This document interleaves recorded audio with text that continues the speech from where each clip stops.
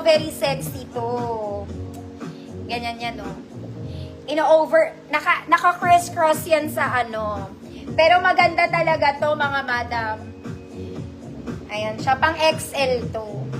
Sana naiintindihan nyo yung dress. Stretchy siya. Pag suot nyo to, maganda. Hindi ko masuot, ang laki.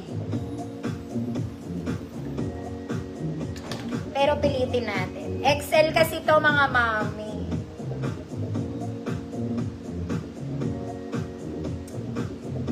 Tanga-tanga na naman si ate. Nasaan ang braso? Nawawala ang braso. Tingnan mo, parang magkahiwalay siya. Kasi criss-cross nga yun. Ganon nga siya.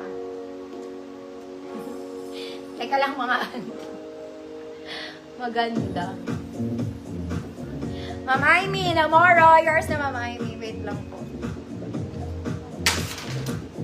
Gusto ko ito eh. Okay. Meron siyang dami. Kita? Top lang ata ito, mga mami eh. Long top. Super ba? Hanggang 36XL to. Ayan siya. Mahaba sa likod. Eh, bahala ka na. Basta long top siya. Code X, 50 pesos. Ayan. Long top lang pala siya kasi hindi mo pala siya masasara. Mag-cycling ka. Sa pantalon, maganda rin to. Mga mami, oh, ang laki-laki, oh. 24-28 to, ma'am, Ma'am Kellyn. This one from Lagogo. 24-28, office 100.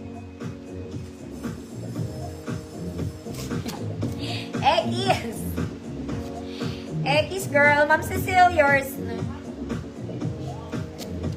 Ganito kaya tela nyon. Gutay-gutay lang ako. Oh, formal dress from Vero Moda. Oy, ate. Vero Moda ka, girl. Isa kang ube, girl. Ube. May maganda rin to. Overlap yung style niya, mga mami, ah. Tinitiklop. Ganyan siya. Very formal. Kulay ube.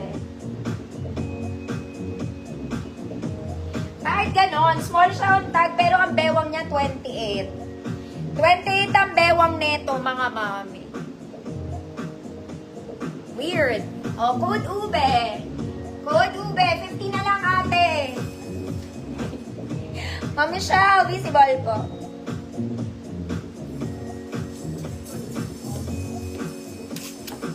Ma'am Kellyn, yours na to. Parang bago naman to. Para siyang bago. Ate girl. Next, mga mama. Ito, simple lang. Okay, blue flower. Short sleeves, mga mami, garter waist.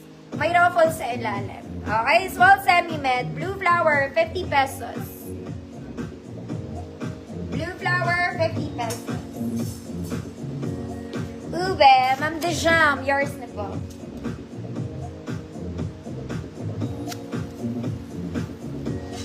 Next, mga mami. Ito maganda to.